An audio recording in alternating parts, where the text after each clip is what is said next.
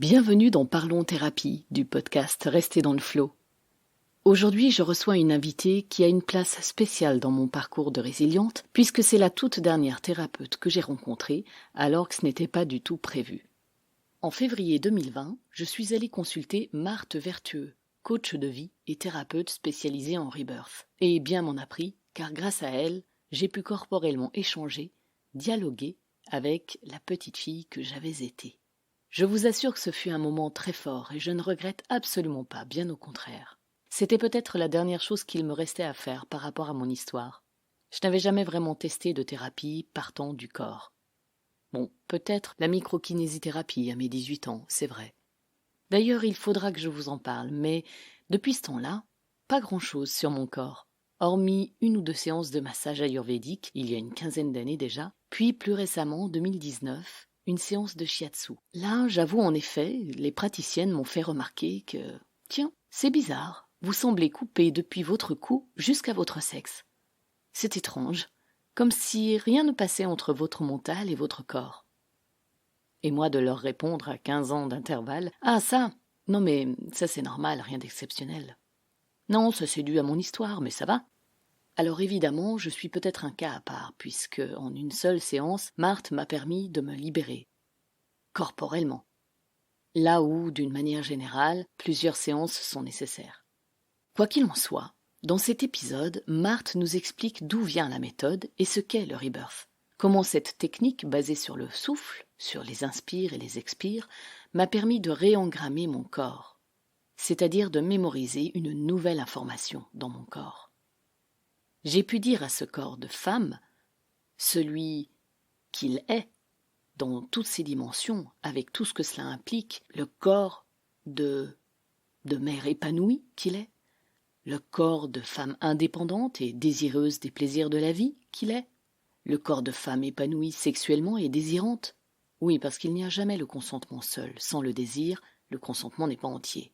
Donc le corps désirant et consentant. Et le corps de femme ambitieuse et créatrice, bref, tout ce que je suis malgré le traumatisme que j'ai subi pendant mon enfance, afin qu'il ne reste plus bloqué sur d'anciennes informations qui avaient trait à l'enfant que j'étais, et qui n'avaient plus lieu d'être. Nous avons donc aussi parlé des enfants, du besoin de lien des enfants, mais pas seulement. Allez, on y va!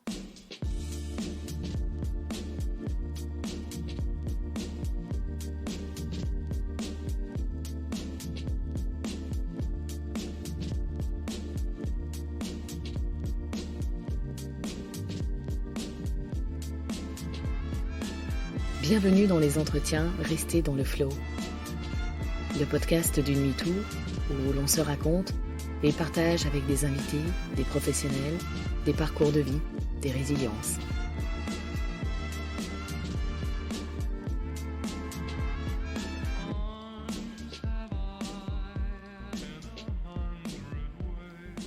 Bonjour Marthe. Bonjour Florence.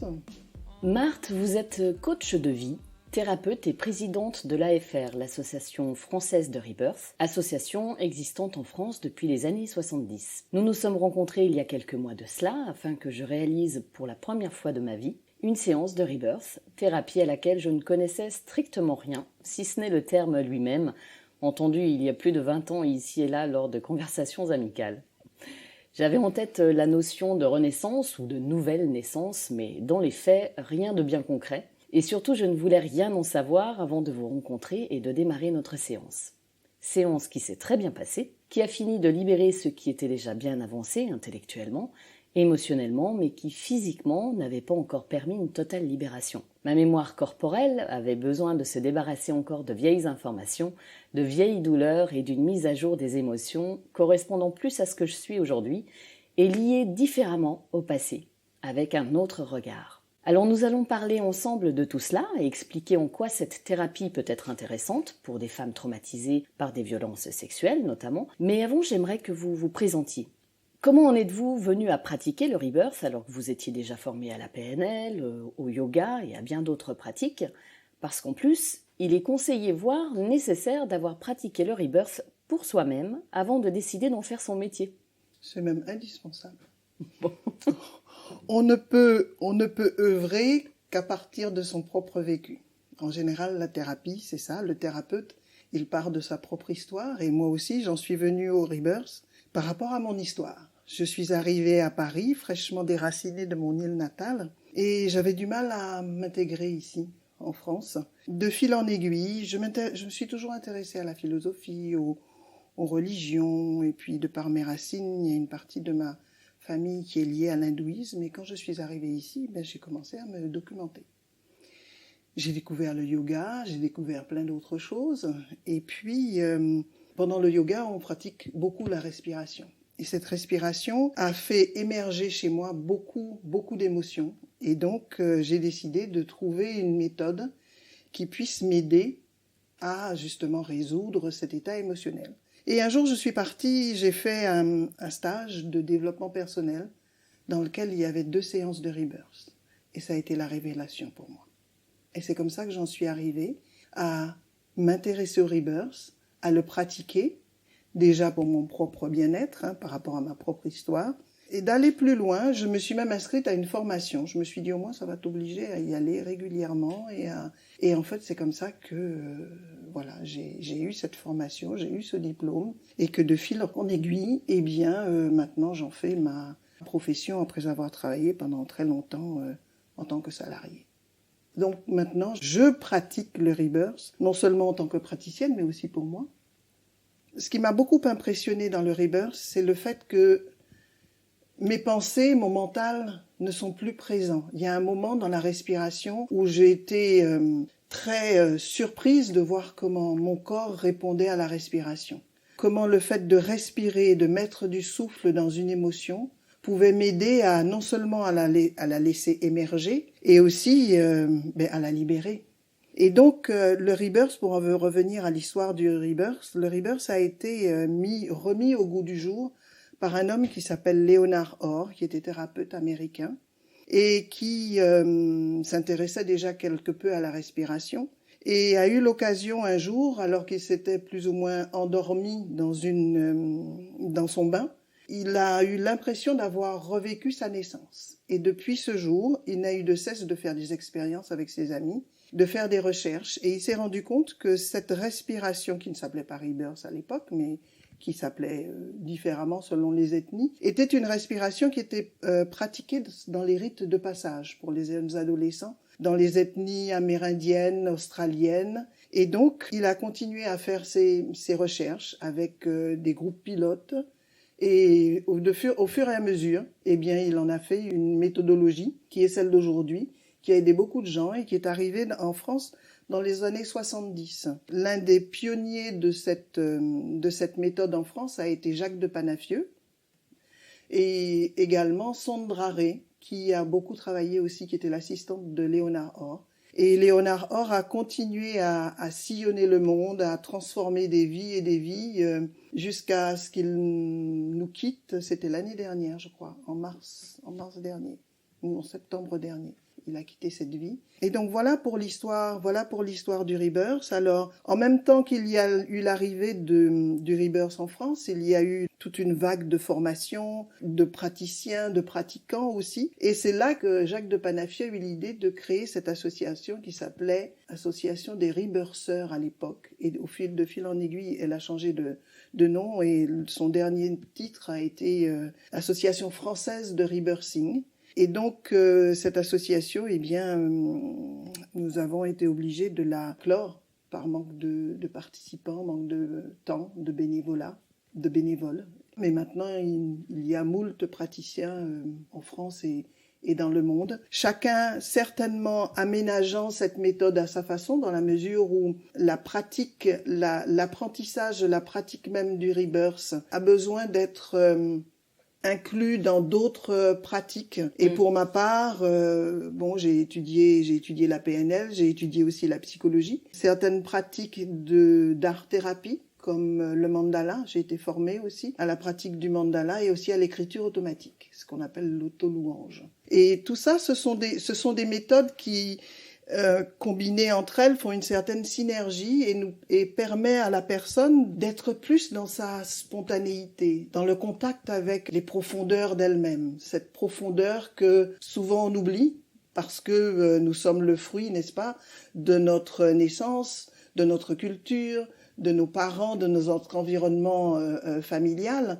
et donc de toutes ces pressions que l'enfant reçoit, et il absorbe, jusqu'à un moment où il répond plus à ce qu'il a appris qu'à ce qu'il est au fond de lui-même. Cette méthode permet justement d'aller à la rencontre de toutes ces croyances, de tout ce que l'on a emmagasiné en soi pour répondre justement à ces pressions extérieures et qui peuvent se manifester sous forme de traumatisme en fait, puisqu'ils vont le plus souvent à l'encontre de ce que nous sommes à l'intérieur de nous-mêmes. Ce manque de liberté, de spontanéité. Ça permet de se déconditionner. Absolument, absolument.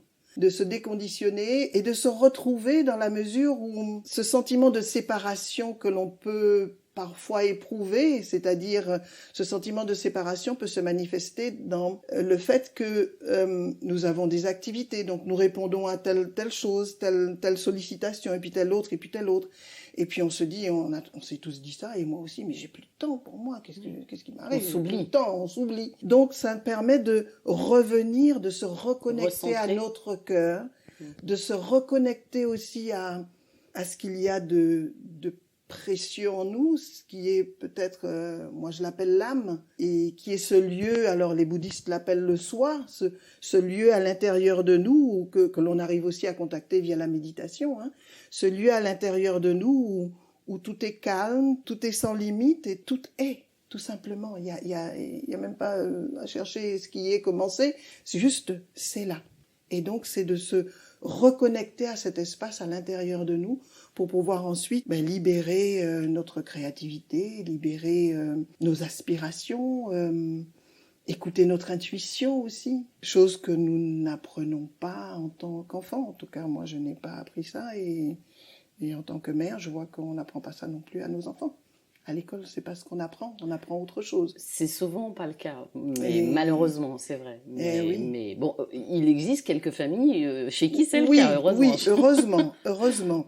Mais c'est quelque chose qui, à mon sens, devrait être peut-être pas appris, parce que ce sont des choses que nous avons déjà à l'intérieur de nous et qui correspondent déjà à une certaine forme de connaissance de nous-mêmes. Mais disons que c'est trouver le chemin. On pourrait aider les enfants à trouver ce chemin. Il y a quand même certaines écoles, dont l'école Steiner, qui permet de grandir comme ça. Absolument. Par contre, après, il faut pouvoir s'adapter aussi au monde tel qu'il est. Absolument. Mais il y a peut-être un les deux sont importants. Absolument, voilà. Absolument. Mais ça me fait beaucoup penser, parce que là, mine de rien, et on va en parler effectivement de la technique, tout est basé sur le souffle, mais cet aspect de la chose avec cette façon de retrouver une certaine forme de sérénité, moi, je la constate de loin, mais peut-être parce que j'en côtoie, chez les apnéistes, qui travaillent énormément le souffle, et puis qui, de facto, sont en lien avec la nature, en lien avec l'eau, la mer. Voilà, ça me fait vraiment penser à eux, qui sont aussi bien sur un travail du souffle et de la méditation pour pouvoir nager sans respirer un certain temps. Et aussi le travail du corps, et le travail du corps. Leur corps. Tout à fait. Ça, c'est important. La respiration nous ramène à l'instant présent. Et les apnéistes, moi, je ne pratique pas, je n'en connais pas, mais j'imagine que ce fait d'être en contact avec autre chose que la respiration permet d'aller dans ce lieu quelque part. L'un des postulats de la respiration, Rebirth, c'est respiration consciente, connectée. D'ailleurs, pendant la respiration, certaines personnes peuvent être en apnée. Et peuvent faire des apnées très longues, et il s'avère que pendant ces apnées très longues, elles sont en contact avec un autre plan de conscience. Et ça aussi, c'est intéressant. Donc, je pense que les apnéistes sont dans cette... Peut-être sans le savoir, hein, mais ça s'en rapproche. Donc, justement, on va parler de l'origine de cette technique du Rebirth, qui est une technique respiratoire basée sur l'hyperoxygénation. Donc, c'est une pratique d'hyperventilation qui permet la libération et la transformation des émotions, des événements refoulés dans notre inconscient, mais gardés en mémoire corporelle. Ce sont d'ailleurs les inspirations et les expirations successives, réalisées sans aucune pause, qui activent notre corps émotionnel. Ça, je l'ai constaté, je l'ai ressenti. On lâche complètement prise tout en étant entouré et rassuré par votre présence, en l'occurrence pour moi en tout cas, et votre soutien. Et c'est ce qui fait toute la différence avec n'importe quelle autre thérapie selon moi, parce qu'on ne peut pas gruger, on ne peut pas se mentir à nous-mêmes, puisqu'il n'y a rien d'intellectuel, on est complètement dans cette phase d'inspiration et d'expiration qui vont même jusqu'à être des râles, de libération totale. Parce que pendant la respiration, le mental à un certain moment, il n'a plus cours. Au début de la respiration, le mental est là pour dire, attention, elle m'a dit, il faut que je respire comme ça, j'inspire, j'expire, je respire là, je respire là, je respire là. Et au bout d'un moment, le souffle qui s'est accumulé dans toutes les parties du corps où on ne respire pas, c'est aussi la particularité de cette respiration, c'est qu'on respire par la bouche, il n'y a pas de temps d'arrêt entre les inspires et les expires, ce qui fait que le corps emmagasine du souffle et du souffle dans toutes les parties du corps, dans toutes les parties où on ne respire pas. Ça va jusqu'au bout des doigts, ça peut aller dans les orteils, ça va absolument dans tout le corps, dans tous les muscles, dans toutes les cellules. Et à un certain moment, ce souffle se transforme en énergie. Et donc, c'est là que la personne peut dire, oh, j'ai la tête qui tourne. Oui, on a la tête qui tourne parce qu'au bout d'un moment, la personne respire en circuit fermé, c'est-à-dire que l'énergie circule dans tout le corps. Le souffle se transforme en énergie et donc au bout d'un moment, le mental n'est plus là. On ne sait pas où il est, mais il n'est plus là. Il est juste témoin peut-être quelque part, mais en tout cas, c'est le corps qui prend la relève. Et le corps se met à respirer, à respirer, à respirer, jusqu'à ce qu'il rencontre ce que l'on appelle un nœud énergétique qui peut correspondre à une mémoire. Et donc l'un des postulats de base, c'est que notre corps est notre meilleur ordinateur. Ça veut dire que tout ce que nous avons vécu jusqu'au moment de la respiration est inscrit quelque part dans nos cellules, est engrammé dans nos cellules. Tout notre corps entier est témoin de tout notre vécu, notamment tout ce qui est mémoire intra-utérine, tout ce qui est mémoire au moment de la conception même, des conditions de la naissance en elle-même bien sûr, et puis tout ce qui est petite enfance, c'est-à-dire jusqu'à ce que la mémoire de l'enfant se développe. La mémoire commence à se développer vers 3 ans, 3-4 ans, et donc c'est le corps qui a engrammé toutes les expériences de vie, à la fois les expériences de vie dans la vie intra-utérine et les expériences de vie de l'âge du préverbal, où parfois un enfant qui annonce et on s'amuse avec lui, mais il a vraiment des choses à dire.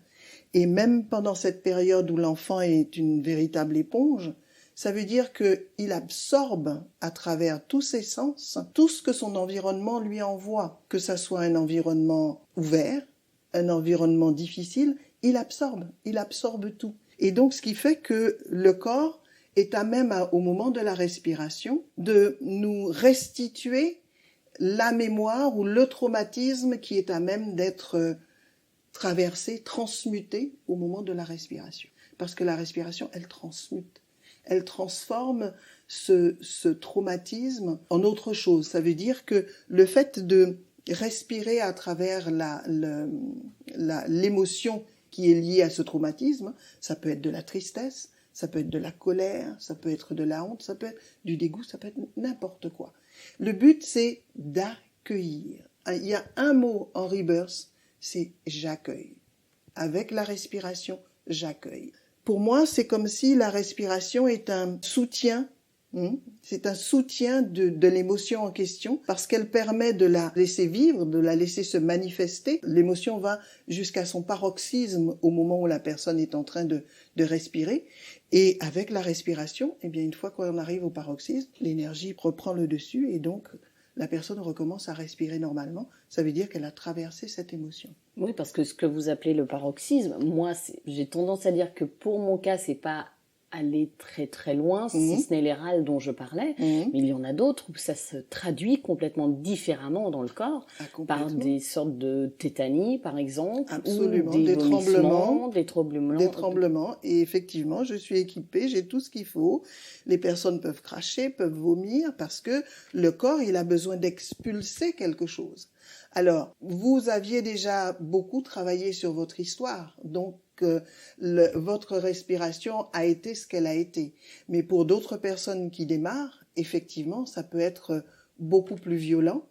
dans la mesure où, effectivement, le corps peut réagir de n'importe quelle façon. Ça peut être une transpiration abondante, ça peut être des douleurs, de la tétanie. Donc, comme on a dit, la tétanie, pas seulement dans les mains, hein, il peut y avoir une tétanie dans les chevilles et dans tout le corps. La personne peut se retrouver complètement momifiée. Et donc, les effets de cette respiration, pour nous, en tant que thérapeutes, sont des cadeaux, parce que ils sont accompagnés d'une émotion aussi en parallèle. La personne, par exemple, qui est complètement tétanisée, elle a peur. Et elle dit, mais je veux pas rester comme ça, je veux sortir de là. Ces paroles-là sont des paroles qui correspondent justement à un certain traumatisme qu'elle est en train de traverser avec la respiration et à travers cette tétanie. Et donc, le fait qu'elle l'exprime, c'est déjà une façon de transmuter aussi. Son cerveau entend. Ouais, je veux sortir de la information qu'on y passe. Exactement. Ça veut dire qu'elle est dans un passage avec la respiration et qu'elle est en train de transmuter au fur et à mesure. Et le rôle du thérapeute, je suis là pour assurer le cadre, c'est-à-dire la sécurité de la personne, pour qu'elle ne se fasse pas mal et pour qu'elle ne me fasse pas mal aussi, et assurer aussi le cadre dans le sens où elle respire comme il faut et que le corps, je vérifie que le corps soit bien en adéquation avec la respiration pour pallier à une éventuelle difficulté. Mais très souvent, la respiration, le rythme de respiration aide justement à transmuter. Parce que quand on est en pleine émotion, le rythme de respiration de lui-même devient plus accéléré. Et puis, il y a un moment où, effectivement, il peut y avoir des sons. Moi, j'encourage beaucoup les personnes à émettre des sons, à exprimer des choses, parce que j'estime que si elles viennent me voir, c'est pour exprimer des choses qu'elles n'ont pas eu l'occasion d'exprimer. Donc, c'est exprimer des choses. Et parfois, je m'amuse un peu avec les personnes en disant j'ai entendu des jurons que je ne connaissais pas. Votre langue maternelle, par exemple, c'est le polonais. Vous avez envie de parler en polonais. Vous parlez en polonais. Vous parlez dans votre langue maternelle. La langue qui vous vient, c'est la bonne. Je n'ai pas besoin de comprendre. Moi, je suis en contact avec vous et avec la vibration du son et le ton sur lequel vous le dites. Donc, moi, je suis en contact avec vous à un autre niveau. Au contraire, c'est laisser exprimer des choses, que ce soit dans la tristesse, que ce soit dans la colère, de façon à ce que justement le corps puisse s'épurer autant que possible. Au mieux. Mais c'est vrai que je me souviens avoir eu des larmes de joie en pleine action.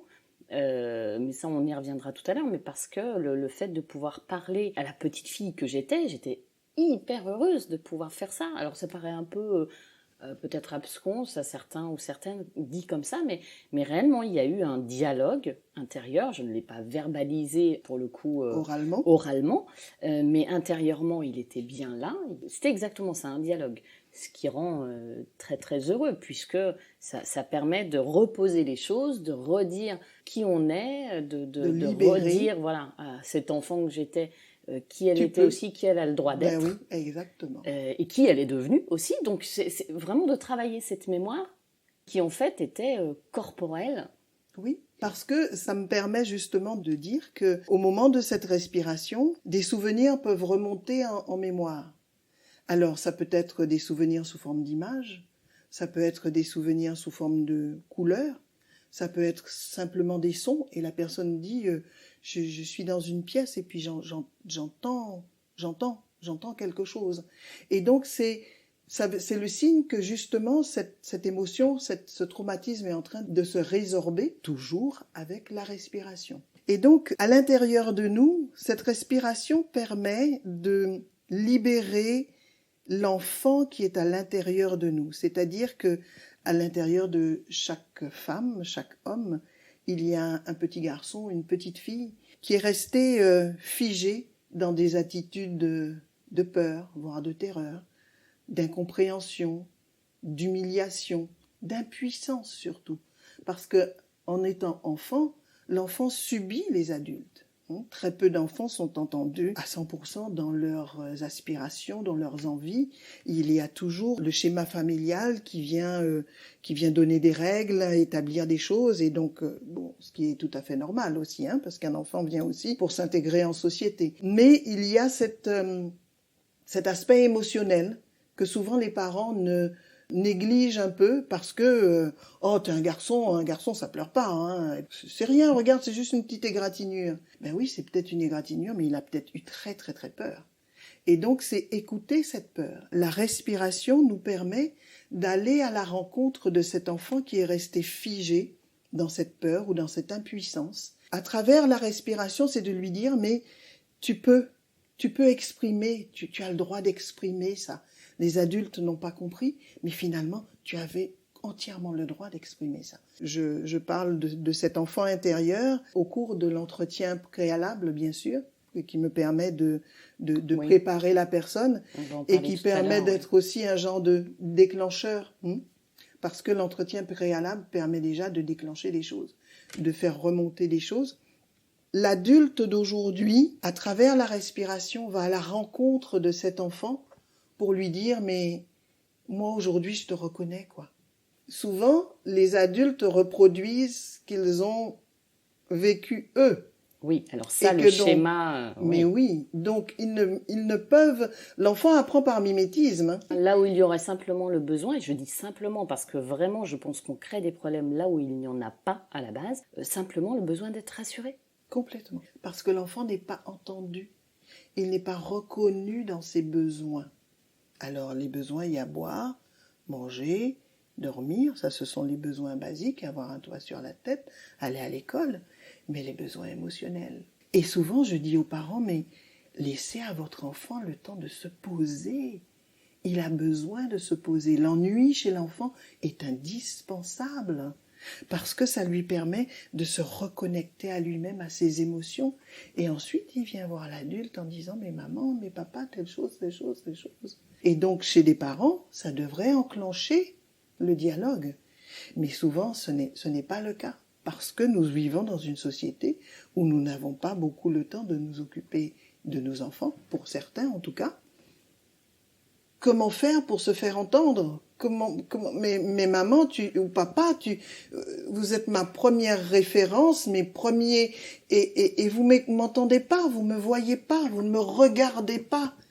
Alors comment je peux faire ? Alors vous avez dit le mot-clé quand même, c'est référence. C'est vrai que un enfant qui n'arrive pas à avoir ses parents ou l'un de ses parents comme référent, encore plus quand c'est un enfant traumatisé par ailleurs, peut trouver quand même un référent à l'extérieur. Oui, ça heureusement, arrive. Fort heureusement. Et la notion de lien est aussi très importante. Absolument. Et c'est important que dans une famille, les uns et les autres apprennent à s'accepter tels qu'ils sont.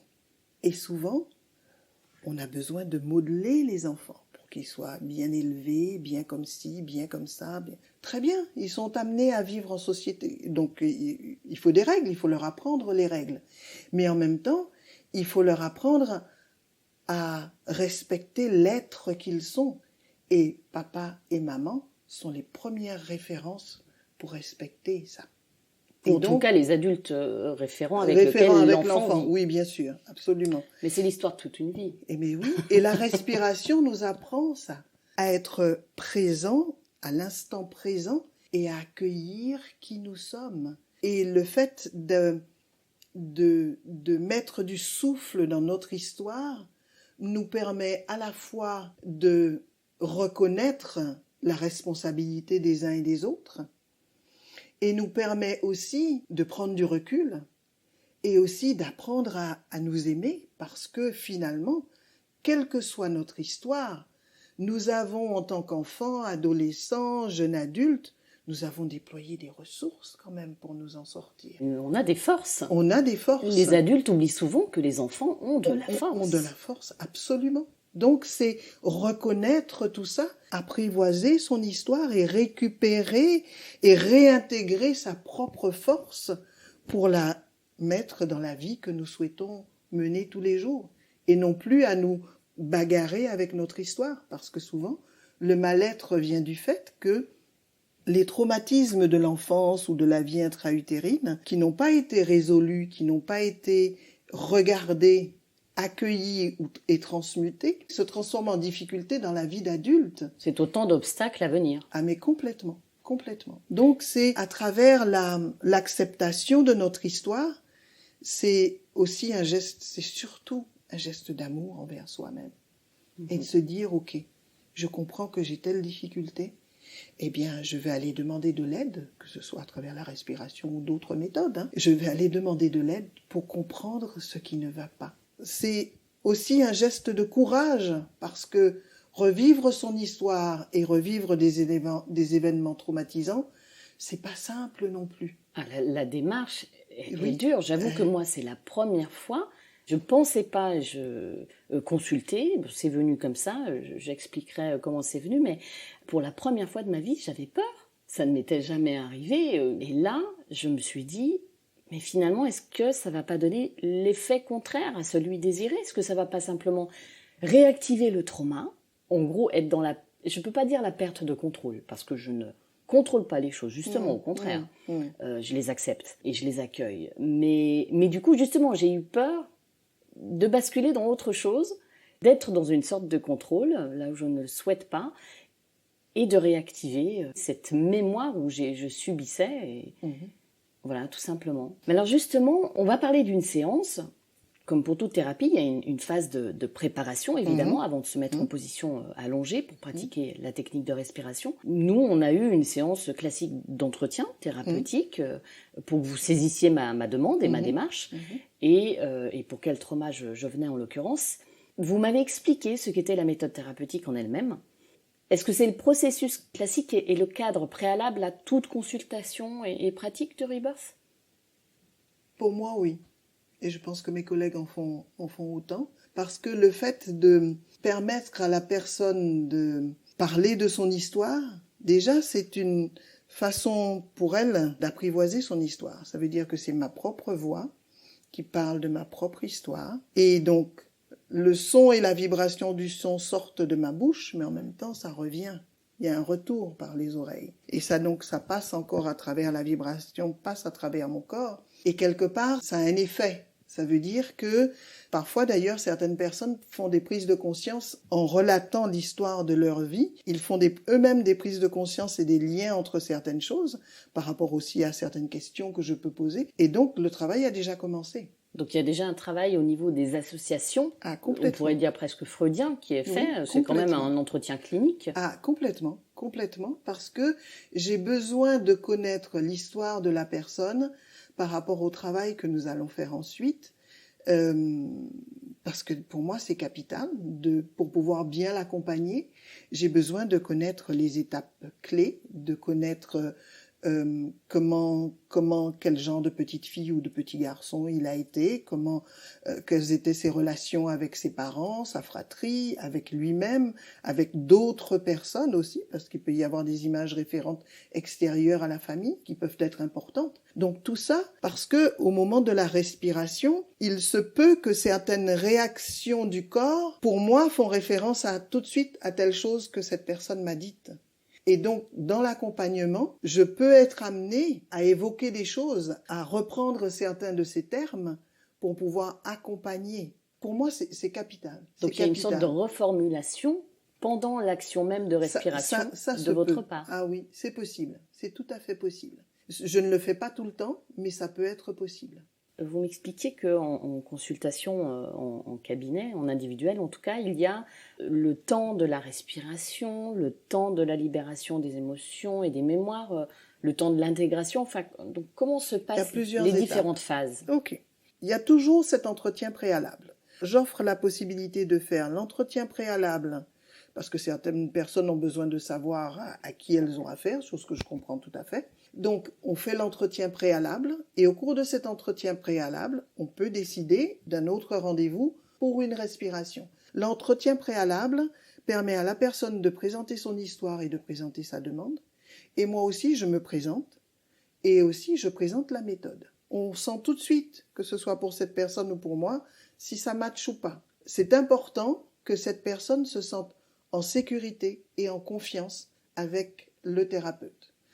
Ça arrive rarement, mais ça m'est déjà arrivé 1 ou 2 fois où la personne n'était pas prête et j'ai dit, bien écoutez, on en reste là si vous voulez et donc quand vous serez prête, vous reviendrez me voir ou compte tenu de ce qui avait été évoqué, je peux peut-être dire que la kinésiologie vous irait mieux ou bien encore l'hypnose parce que il y a des personnes qui ne sont pas prêtes à entrer physiquement dans le travail parce qu'elles ont vraiment peur. Donc, Bon, je respecte ça. Et donc cet entretien permet justement de savoir si c'est possible ou pas. Soit les deux sont séparés, soit nous commençons par un entretien et nous embrayons directement sur la respiration. D'ailleurs, c'est souvent cette méthode qui est adoptée par les personnes, parce que je me rends compte que effectivement, au cours de l'entretien, il y a déjà un état émotionnel, il y a déjà un émotionnel qui est là, il y a déjà de la matière qui remonte, et donc ça nous permet d'embrayer directement pour la première séance de respiration. Donc, il y a cet entretien, il y a la séance de respiration qui dure en elle-même 45 minutes. Ça peut aller jusqu'à 50, parfois 55 minutes. En tout cas, il y a un cycle dans la respiration que je respecte. Et si ce cycle va au-delà de 45 minutes, je n'arrête pas le processus. C'est-à-dire que je continue. Si je sens qu'il y a besoin de 5-10 minutes supplémentaires, je continue. À la fin de la respiration, il y a ce qu'on appelle un temps d'intégration. Donc, la personne reste allongée et elle intègre ce qui s'est passé. Et donc, pour elle, pendant ce temps d'intégration, c'est comme un retour sur elle-même. C'est comme si, moi, j'ai l'image de quelqu'un qui est recroquevillé sur elle-même et qui se retrouve intérieurement. Moi, je favorise ce temps d'intégration. Alors, la phrase que j'ai, c'est souvent d'être dans la gratitude pour ce qui a été fait, se dire merci, c'est une façon de se reconnaître, de s'accepter, et puis d'inclure aussi toute cette démarche thérapeutique. Et donc la personne est au repos, et parfois il y a des émotions qui peuvent remonter, parfois pas. C'est le temps où l'énergie se pose dans le corps, hein, parce que pendant la respiration, quand on respire comme ça, pendant 45 minutes, tout remonte, enfin les énergies sont très agitées, le rythme cardiaque est accéléré. Les choses reprennent un peu leur place au fur et à mesure dans le corps. Il peut y avoir l'intégration des picotements, l'intégration de sensations de chaleur ou de froid. Donc voilà, c'est le temps où le corps intègre les choses et c'est le temps où aussi où la personne peut sombrer dans une forme de somnolence qui n'en est pas une parce que elle va ailleurs. Elle est dans un autre plan de conscience. Moi j'intègre ça comme un temps de retrouvailles avec soi-même où on est ailleurs, dans une autre dimension. Et souvent, quand les personnes se réveillent, eh bien, j'étais dans un lieu, voilà, il y a de la lumière, mais je sais pas très bien. Voilà, tout simplement, avec la sensation de flottement. Voilà, pour moi, c'est le lieu de retrouvailles avec soi-même, où le corps réintègre certaines programmations qui sont les siennes, tout simplement. Et quand la personne a intégré, eh bien, voilà, il y a un temps de partage, bien sûr, pendant lequel la personne exprime comment elle a vécu sa respiration, avec ses difficultés, avec certaines précisions. Alors c'est là qu'il y a les partages, par exemple, de souvenirs. J'ai vu des couleurs, ou bien, voilà, quand vous avez posé votre main à tel endroit, eh bien, j'ai ressenti telle chose. C'est un temps de retour sur soi, de reconnexion avec ce qu'il y a de plus précieux en soi, quoi. C'est écouter son cœur, écouter son âme, écouter ce qui est là. D'ailleurs, il y a certaines personnes, il est arrivé que parfois, certaines personnes aient ce que l'on appelle des fulgurances, c'est-à-dire qu'elles se réveillent et puis elles ont une décision. Voilà. Je dois faire telle chose. Ah. Bon, ben c'est parfait. En sortant d'ici, je sais que je dois faire telle chose. Bon, ben très bien. Et ça va dans le sens de retrouver son autonomie. Oui, c'est ça. C'est qu'on se retrouve soi-même, mais pour la première fois, enfin pour certaines personnes, pour la première fois même, elles peuvent se mettre à vivre. Mais complètement. Alors qu'elles étaient dans la survie depuis 30, 40 ans. Mais oui. Elles se rendent compte que, au fur et à mesure des séances de respiration, combien elles ont été conditionnées par la famille, par le milieu social, par le métier, puis il y a des choses, il y a des croyances qu'on s'ajoute au fur et à mesure de ce que l'on comprend, de ce que l'on déduit des situations que l'on a traversées. Donc on se dit, moi, ben maintenant pour faire telle chose, il faut que je décide telle chose, et là c'est imparable, hein, je n'en démords pas. Alors qu'en fait, juste la vie, c'est accueillir la vie, c'est accueillir le flot des choses, et au fur et à mesure des respirations et des temps de consacrés à soi-même, les personnes arrivent en disant, eh ben, c'est super parce que je voulais faire telle chose et juste quelqu'un est venu, m'a proposé tel, ben oui, ça vient à vous, ça vient à nous. On arrête la lutte, on arrête le combat envers soi-même et envers l'extérieur. Ça veut dire que les choses sont elles sont plus fluides à l'intérieur, donc elles sont plus fluides aussi à l'extérieur. Et qu'une chose en amène une autre, et puis encore une autre, et puis encore une autre. Et je leur apprends à cultiver l'intention. Qu'est-ce que c'est que l'intention? L'intention, c'est j'ai un rêve, j'ai une aspiration qui correspond à telle chose. Eh bien, je garde cette intention, je la chéris, je la nourris, même si je ne sais pas comment. Alors parfois on me dit, oui, mais il faut que je fasse ci, il faut que je fasse ça, il faut que je... Très bien, ok, mais laissez ça de côté. Nourrissez cette intention, cette envie, cette aspiration. Émotionnellement, ça correspond à quelque chose en vous, quelque chose qui est important pour vous, ça correspond à une vibration, à un bien-être, à un plaisir, à un épanouissement. Et c'est ça qu'il faut cultiver. Et non pas le fait de dire « Ah oui, mais je dois faire ci, je dois faire ça ». D'abord, c'est cultiver ça à l'intérieur de soi. Et ensuite, eh ben, le comment, ça nous vient au fur et à mesure. Tout seul. Tout seul. Alors, c'est vrai que cet aspect-là me fait plus penser à la partie...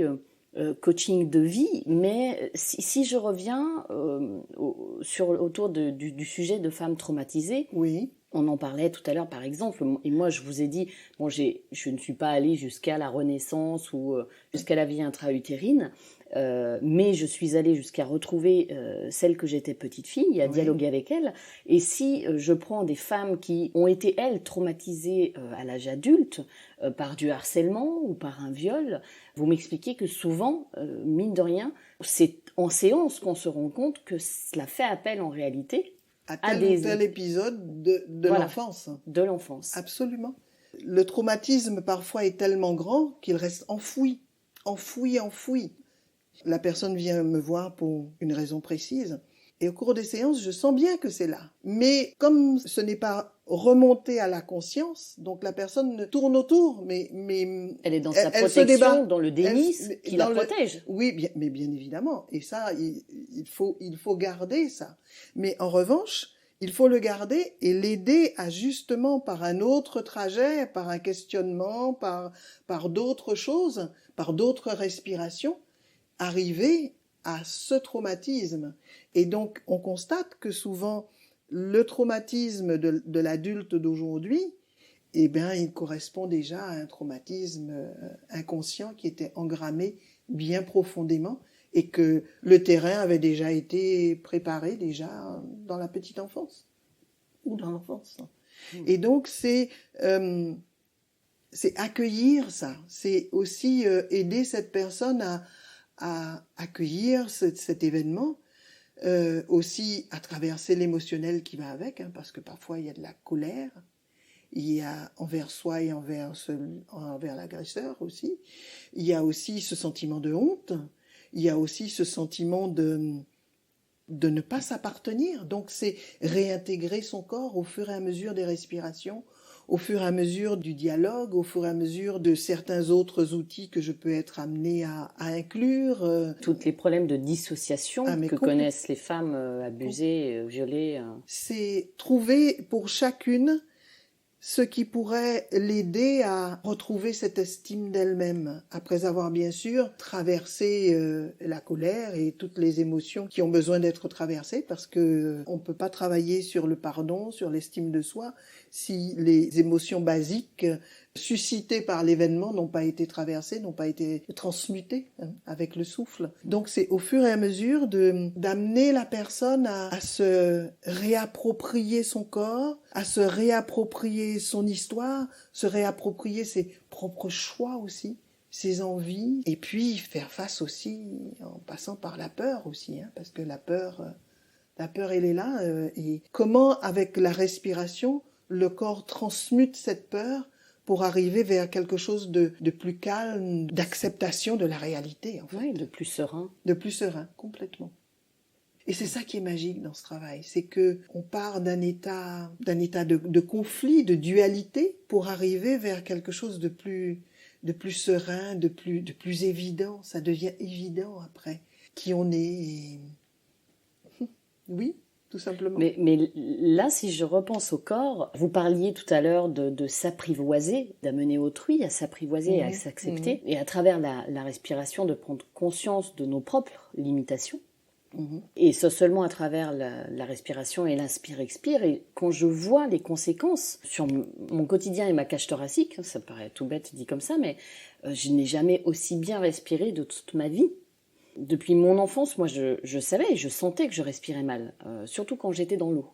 Voilà, il y avait au niveau du plexus solaire, ça venait quand même buter à un moment donné. Je ne pouvais pas prendre de pleine inspiration. Voilà. Et en sortant de la séance, donc pour la première fois de ma vie, je l'ai ressenti, je l'ai vécu. J'avais même peur que finalement, au bout d'une semaine ou 15 jours, ça s'estompe et que ça redevienne comme avant, mais absolument pas.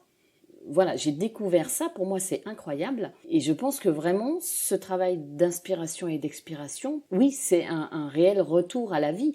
Vous avez parlé d'hypnothérapie, de séances d'hypnose tout à l'heure, il s'avère que moi c'est des choses que j'ai faites très jeune, à la vingtaine, mais si j'avais connu le Rebirth à l'époque, je pense que je serais allée directement vers le Rebirth. Après c'est très complémentaire, mais on retrouve de ces choses-là, la seule différence, et qui quand même me semble primordiale, c'est cet engrammage, comme vous dites, dans le corps, la mémoire que l'on engramme à nouveau dans le corps. Ce que j'ai fait au niveau de la verbalisation et de la visualisation en hypnothérapie, cette fois-ci, rien qu'avec le souffle, on le fait dans le corps. Absolument. Ce qui est très complémentaire. Et quand vous avez respiré, peut-être vous vous souvenez, je vous ai dit, à chaque inspiration, vous mettez de la vie et de la lumière dans vos cellules. Pour moi, à chaque inspire, c'est dire oui à la vie. Et c'est ce que je préconise en accompagnement, c'est oui à la vie. Inspire, je dis oui à la vie qui entre en moi, et je dis oui aussi à la vie qui est déjà en moi. Et à l'expire, je dis oui aussi à cette vie, mais en expulsant ce dont mon corps n'a plus besoin en cet instant, parce que ce n'est plus d'actualité. La peur qui est restée engrammée quand j'ai été petite, elle n'est plus d'actualité parce que la situation a changé. Donc c'est simplement ce regard d'adulte bienveillant que l'on est au moment de la respiration qui dit mais maintenant c'est fini tout ça. Et donc je dis oui à la vie, et pour moi cet acte d'inspiration consciente, c'est ce que je préconise au moment de la respiration. Inspire, je dis oui à la vie et je me dis oui aussi à moi-même dans l'état dans lequel je suis là en cet instant précis où je respire, avec la difficulté, avec la peur, avec tout. Et ensuite, je relâche le tout et je confie à l'univers. Moi, ça m'a beaucoup fait rire à la fin de la séance. Alors, je ne sais pas si vous vous en souvenez, parce que je ne sais plus comment j'ai dit ça, mais apparemment, j'étais allée aux toilettes juste avant, voilà, j'avais juste bu mon petit thé du matin, tout était normal. Et je pense que mon corps, alors que la respiration, c'est ça, dure 45 minutes à peu près, a fabriqué énormément d'eau. J'ai dû aller uriner très très longtemps, ce qui m'a énormément fait rire parce que ça m'a fait penser aux tisanes et qu'on appelle je vais prendre une tisane pisse mémé et j'ai dû m'exprimer, alors excusez-moi les auditeurs et les auditrices, mais vraiment ça m'a fait énormément rire. J'ai dit moi je suis allée pisser Pépé, c'est comme ça qu'on appelait mon grand-père, Pépé, et c'était très drôle parce que c'était comme si j'avais remis les choses à leur place et cette eau, cette vie dont vous n'aviez plus besoin. Non, absolument plus.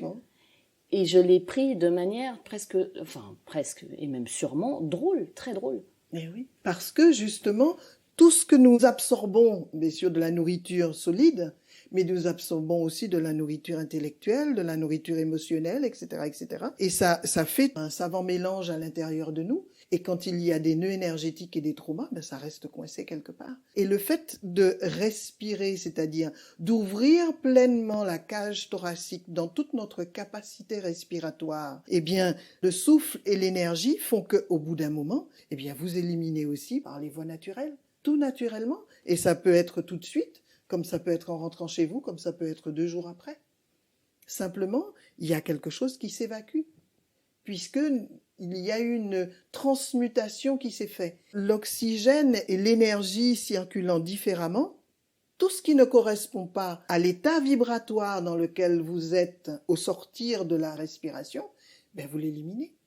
Il y a des gens qui ont transpiré. Une fois, il y a une dame, elle est repartie. D'ailleurs, c'est depuis cette époque que je dis toujours, amener un rechange parce qu'on ne sait pas ce qui peut se passer. Mais elle était trempée. sous son manteau, elle est repartie en plein hiver, mais elle était trempée parce qu'elle a éliminé. Évacué. Mais oui, mais complètement. Et c'est sorti par les pores de sa peau. Mais c'est tout à fait ça. Il y a des gens qui éliminent, par exemple, en faisant des sons. Moi, j'invite toujours à faire beaucoup de sons parce que parfois, il y a des choses que l'on a envie d'exprimer, mais il y a des mots qui peuvent circuler comme ça dans le corps pendant la respiration dont la personne n'est pas consciente. Moi, je m'en rends compte et je dis, mais faites des sons. J'invite la personne à faire des sons. Et nous faisons des sons ensemble pour l'inciter à ouvrir sa voix, à ouvrir la voix de sa voix à l'intérieur d'elle pour qu'elle puisse entendre sa propre voix et s'autoriser à exprimer des choses pour que, à travers le son, la vibration du son, le corps se libère. Et parfois, certaines personnes me disent, mais je savais pas que j'avais autant de voix. Ben, j'ai dit, écoutez, c'est pas fini, on va continuer. C'est vrai que ça m'a fait penser aux exercices. Quand on fait du théâtre, on a énormément de cours différents et variés, dont le chant avec des professeurs. C'est très physique, c'est très technique. Donc ça ne m'a pas surprise, moi qui avais connu ça. Mais c'est vrai que ça peut sembler très très étrange aux personnes qui n'ont jamais entendu leur voix ou utilisé leur voix ou travaillé leur voix. Absolument. Et ce principe de voix, par exemple, c'est quelque chose que j'ai inclus dans ma pratique parce que je m'en suis rendu compte moi-même, j'en avais besoin. Et je me suis rendu compte aussi avec la pratique que le fait de faire des sons très très très très longs et très profonds, la tétanie s'en va. Elle dissipe aussi la tétanie. Donc ça me permet de dire que effectivement, de par ma pratique, j'ai constaté que la vibration du son permet de libérer aussi. Donc, on y va dans le son. Et ça peut être le son avec des A, ça peut être le son à travers le rire, ça peut être le son sous diverses formes. Mais c'est une façon d'exprimer les choses. Moi, je suis une thérapeute, je dis, si vous venez ici pour être un peu sur votre camp à soi, et moi, ça me va pas. C'est pas la peine de venir parce que... ça n'ira pas. Non, ça ne marchera pas. Mais au bout d'un moment, alors la première séance, il y a des gens qui sont beaucoup dans le contrôle. Hein. Bon, dans la première séance, ils sont un peu comme ça, ils respirent à peine, il s'est rien passé. Mais c'est de la protection. Enfin, bien sûr, c'est de la protection pour eux. C'est normal. Hein. Ils pensent qu'il ne s'est rien passé. Je dis, attendez quelques jours. On en reparlera. Et puis à la prochaine séance, vous savez que finalement telle chose. Je dis, oui, vous voyez, il s'est passé des choses. La première séance permet d'apprivoiser la respiration et de dire au corps, de lui donner cette information selon laquelle tout va bien, quoi. C'est juste une respiration qui permet de se libérer, d'être en connexion avec moi-même, voilà. Et puis au bout de la deuxième, il se passe des choses, bien évidemment. On va clore ce podcast, mais avant, j'aimerais vous poser une question, donc qui s'appelle « Rester dans le flow ». Oui. Et j'aimerais avoir votre avis pour les personnes en phase de résilience ou celles qui n'en sont pas encore là, qui ne sont pas encore sur ce chemin-là et qui nous écoutent. Pour vous, c'est quoi être dans le flow ? Est-ce que c'est justement reprogrammer notre mémoire corporelle, évacuer les émotions de manière pérenne, retrouver une certaine sérénité ? C'est quoi ? Alors pour moi, être dans le flow, c'est déjà être dans l'accueil. Le flow, ça coule tout seul. C'est être dans l'accueil. Être dans l'accueil de la vie, être dans l'accueil de soi, être dans l'accueil de l'idée selon laquelle notre corps peut nous guérir et que nous pouvons être, chacun de nous, notre propre guérisseur. Pour moi, c'est aussi être à l'écoute des circonstances de la vie qui peuvent nous pousser à nous repositionner, à nous dire mais qu'est-ce qui est important pour moi ? Et à nous recentrer sur nous-mêmes. Et puis c'est être dans l'amour de soi, être dans l'amour de tout ce qui nous est proposé ici et avec les autres, avec soi-même. C'est un peu ça le flow pour moi. C'est très beau, merci Marthe. Merci à vous Florence, merci beaucoup. Rester dans le flow est un podcast mensuel du label Podcut. Et tous les mois, je vous parle seul ou avec une invitée pour parler résilience. Vous trouverez sur le site web restezdansleflow.me toutes les informations citées dans cet épisode. Abonnez-vous au podcast sur la plateforme de votre choix pour recevoir une notification lorsqu'un nouvel épisode est publié. Si vous aimez rester dans le flow, n'hésitez pas à le soutenir en laissant un avis 5 étoiles sur Apple Podcast ou sur la plateforme que vous aimez utiliser. Ainsi, vous participerez à faire découvrir à d'autres des histoires inspirantes, des parcours de vie de résilientes et contribuerez à redonner de l'espoir.